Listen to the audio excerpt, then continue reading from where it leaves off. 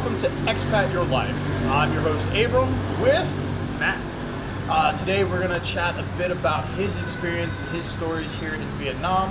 As you all know, COVID-19 is rampant throughout the world right now, so stuck in Vietnam, but that doesn't mean that we have the same stories or even boring stories. Let's find out what we have to do today. All right, Matt. Hey, where are you from? So I'm from the U.S. Originally grew up in just outside Atlanta, Georgia. Then was in D.C. for 5 years for school and work before heading over to Vietnam. Okay, cool. Now, you were in D.C., Atlanta, and obviously traveled throughout the States. What made you come to Vietnam specifically? So I first decided that I wanted to do something abroad. After my first year working out from undergrad, I just wasn't happy with how things were going. The job hunt was more difficult than I thought it would be. Ended up working as a paralegal, where I was working 80 to 100-hour weeks, not seeing my friends, not really having any sort of life, not enjoying the work.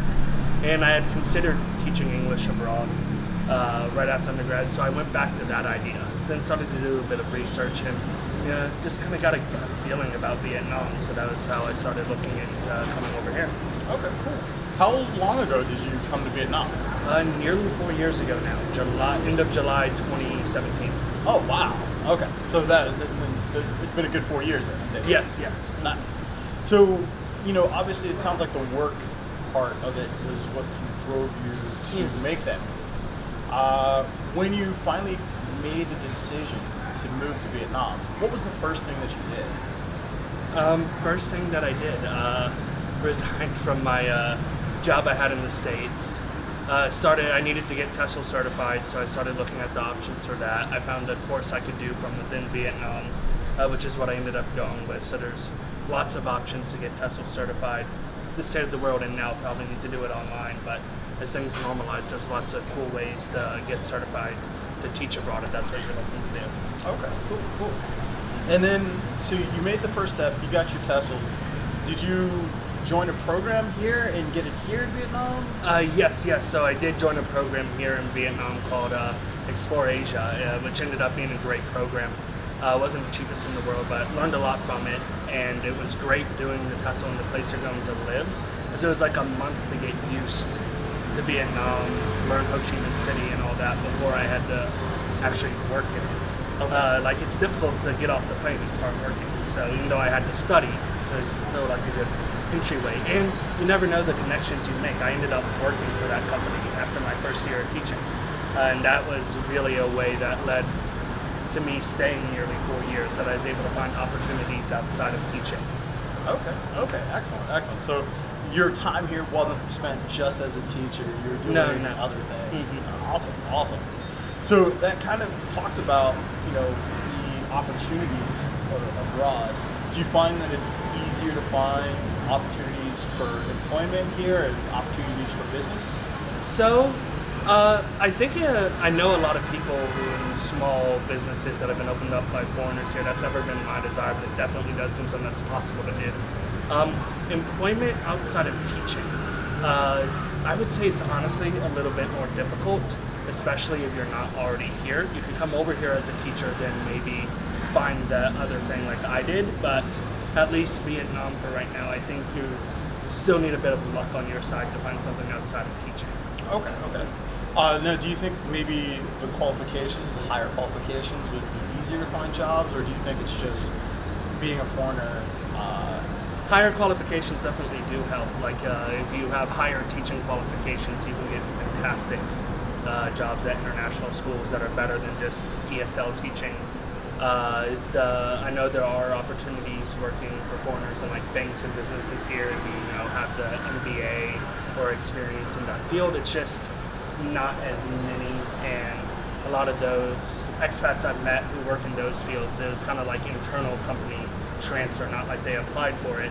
The company's like, hey, do you want to go to Vietnam? And that's kind of how they ended up getting here. Okay. Excellent. So, thinking back, let's go back to your original time frame for coming over. Yeah. Is there anything that you would have changed in the way that you came over? What would have changed the time I came over? You know, not really, because I came over with like not that many expectations. It was just like I wanted a change. Back home, I seemed like I didn't have much control over the way things were going for me, and it felt like doing a big change was a way to get control. It's not the worst logic in the world, but also not the best logic in the world. Okay. So regardless of that, I was looking for change and like something exciting, but I wasn't like had grand expectations that didn't get met. And I think that's a really important attitude to have when you come abroad, because like living in a country like Vietnam or anywhere, you aren't going to know what that's like until you get there. And if you have these expectations, you have like an ability to be flexible with what you see on the ground, you're going to struggle. And those are the people who do struggle when they go abroad, people who can't really adapt. Okay. Mm-hmm. Yeah. Now, going back to your original like plan to move abroad, and doing it, is there anything that you would recommend to anyone who wants to make that move, to one who wants to do it? How would you recommend that they go about it? What would be the first step that you would say to do? So I think it's really important not to rush it. So this more relates to an experience both you and I have of helping people make the move abroad through our jobs, where you see people who rush it. They come over unprepared, without the documents ready to get the proper visas, not really knowing what they're getting themselves into. So taking the time to do the research, understanding the visa process, really teaching yourself, verifying things from multiple sources. So you don't really need to know what your life day to day is going to be like, but knowing, like, maybe researching housing, visa, legal requirements, all that, and having a good idea of that will really help you hit the ground running.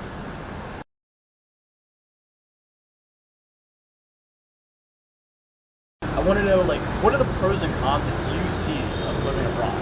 So sure, there's lots of pros to living abroad, and some of these are place dependent, but standard of living for someone can be really high when they work abroad. Renting my own apartments here that I can never actually probably afford back in the US at this point in my life. Get to meet amazing people from all over the world. So the local Vietnamese people who are amazing, fantastic to get to know, but then other expats as well. You can form a really nice community that way. And it's great for someone who's interested in meeting people from all over the world. Travel experiences, really getting to know a new country, go to different places, learn how it's different. Learning the history of the country, culture as well, it's just fascinating. So those are just some of the pros off the top of my head. There's tons more. Cons, I'd say the hardest part is you're leaving good friends and family behind, and you can't see them all the time. Like, I'm American, so there's a window at the beginning of the day and the end of the day where we're both awake. So that you can talk in those windows, but if it's, say, 3 o'clock in the afternoon and something happens and you want to talk to your mom, you can't. So it's things like that. But you adjust to that. With COVID, it's been difficult because, people who were planning to visit couldn't come, can't make the trip home, so it's been a while since seeing people. But that's probably the biggest con for me. Okay. We've talked about the pros, we've talked about the cons. Now, like, tell us something amazing that's happened to you since you started your travels. All right, so amazing. So I think the thing I'm most proud of that I've done here isn't directly related to being abroad itself, but kind of the opportunities that being abroad offers you. So it offers you a lot of flexibility in how you want to live your life in. Because of the way I was able to structure my schedule and work as up here, I was able to do graduate school online the past 2 years while I was here. Oh, dude. And yeah, that solved a really big dilemma for me, because I was at the time going, after my first year here, I go, do I go home and do I go to grad school, or do I pursue this opportunity outside of teaching? I wasn't sure what to do. Then it kind of hit me, like, it's 21st century, you can do school online. So I started looking at options on that. and found it was a great way to you can continue to grow and improve yourself through studying, but you don't have to be in your home country or somewhere else to do that. So that is a great opportunity. Finished school actually about a week and a half ago. I have a great job opportunity lined up back home, which is why I'm going home now as well. All right, Matt, can you tell us about the best experience that you had while living abroad? You know, that's a tough one because you have so many great experiences, and I could think of my best travel experience, best social experience, but the more I think about it, there's one that kind of stands out that I think is just a great summary of the value you can get from an abroad experience. So my first year in Vietnam, I tutored a 17-year-old student who was preparing to go study at an American university. So was helping him prepare for the literature and writing classes.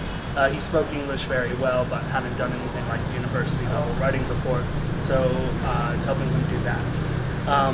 Then I forget how much later, maybe 6 months to a year later, my dad visited, and by that point I had moved from Hanoi to Saigon. But took my dad up to Hanoi and reached out to the family to be hey, back in Hanoi, love to meet up. They had us over for dinner, and Viet, the student I had tutored, was home for the winter break. And it was just such a fantastic experience because it was a reflection on how you've helped, hearing that he was thriving at university, how thankful the family was that I was able to give my dad an authentic experience in a Vietnamese home and show him what I had been doing over here and why I found value in what I was doing over here. So things like that I thought that's just a great example of in reflection of the value of some of the work you can do abroad. Let's go for what was the worst experience that you've had while living abroad? So this is a bit of a warning of why it's very easy to find great places to live here. You do need to be a bit careful.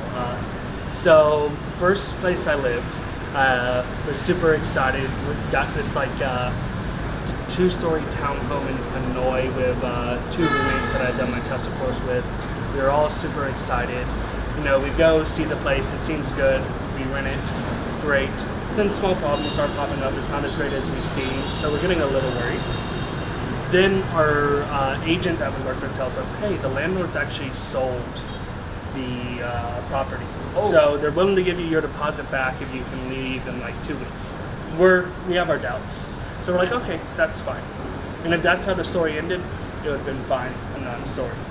But someone had not communicated this properly to the person who had bought the property, that we still had the place for 2 more weeks, because we had 2 more weeks left on the last month's rent we had paid. So one day I come home and there's a whole new set of locks on the gate.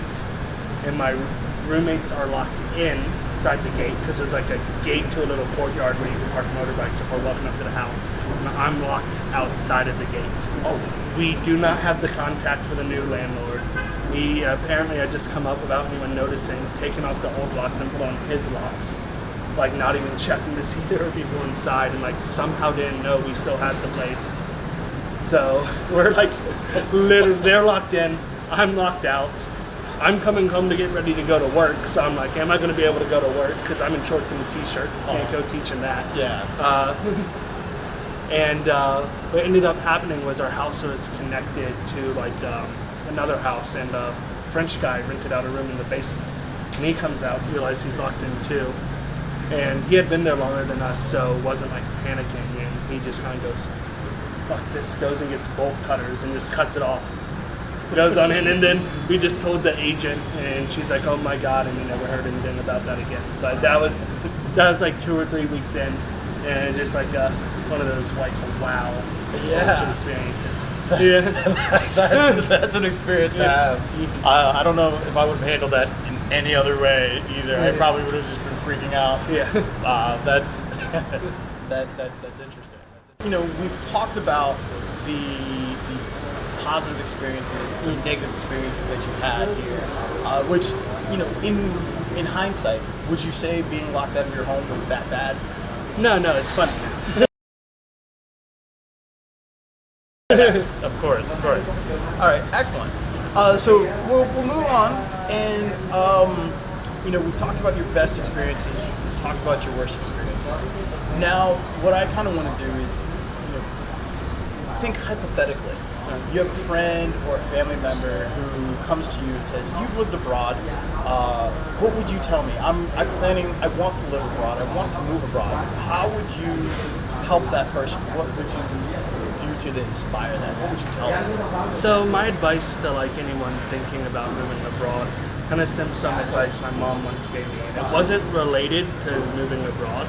And so my mom, I think, actually may regret giving me this advice that I then turned it into me moving abroad. She kind of regrets that. But her advice basically summed down to, if you're debating between two options, don't decide based on one being the less risky option. As in, maybe you do choose the less risky option, but don't let that be the deciding factor.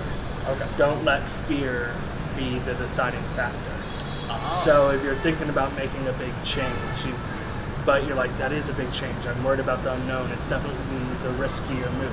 Maybe there are legitimate reasons you shouldn't do that, but don't let the risk be the reason you don't. Okay, so don't let the risk be the reason you don't. Yeah. Mm-hmm. If you come up with a completely legitimate other, those exist, they're out there, but don't say it's riskier, so that's why. So maybe on that you're thinking big risk comes big reward as well. Yeah, and exactly. And sometimes big change is needed. Sometimes maybe that doesn't actually address the problem, but you don't get experiences like this if you don't take the risk. Yeah. If you could go back to yourself before you traveled, what would be one piece of advice that you would give yourself?